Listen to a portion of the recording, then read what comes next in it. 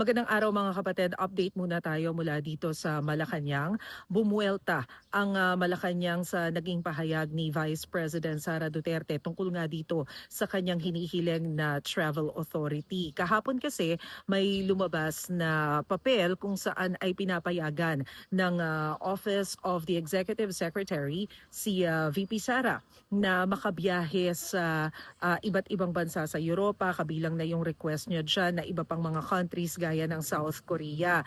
Pero doon sa pahayag na inilabas kanina ng Office of the Vice President, sinabi ni VP Sara na nagpapasalamat siya sa Malacanang sa pagbibigay ng travel authority, pero last minute na raw kasi ito inilabas. So hindi na niya itutuloy yung kanyang supposedly ay biyahe dahil ibinigay lamang yung travel authority ilang oras lamang daw bago yung nakaschedule niya supposedly na flight. So hindi niya raw kasi maintindihan kung aaprubahan o hindi ba aaprubahan yung kanyang request na travel authority. Bukod dyan, binigyang diin din ni Vice President Sara Duterte yung kahalagahan ng confidentiality na sana daw ay pag-ingatan yung pagiging confidential ng ilang mga sensitibong dokumento kaugnay ng Vice President dahil may kaukulan daw ito ng mga security issues, security concerns. Pero kanina sa press briefing, sinabi ni Palace Press Officer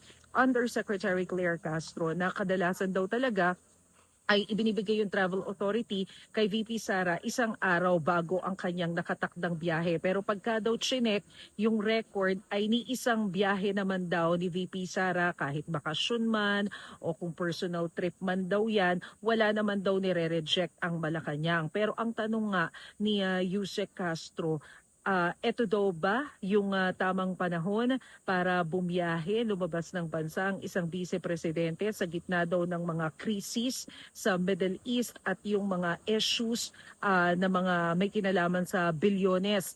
At ang sabi pa ni Yusek Castro, bakit bigla raw nabago yung desisyon ni VP Sara sa tungkol sa kanyang pagbiyahe. Ito raw ang 6.7 billion na question. Pero sabi nga ng palasyo, ibigay daw ang hilig para daw walang ligalig. Yan muna ang pinakahuling balita mula dito sa Malacanang. Ako po si Maricel Halili. Magandang araw.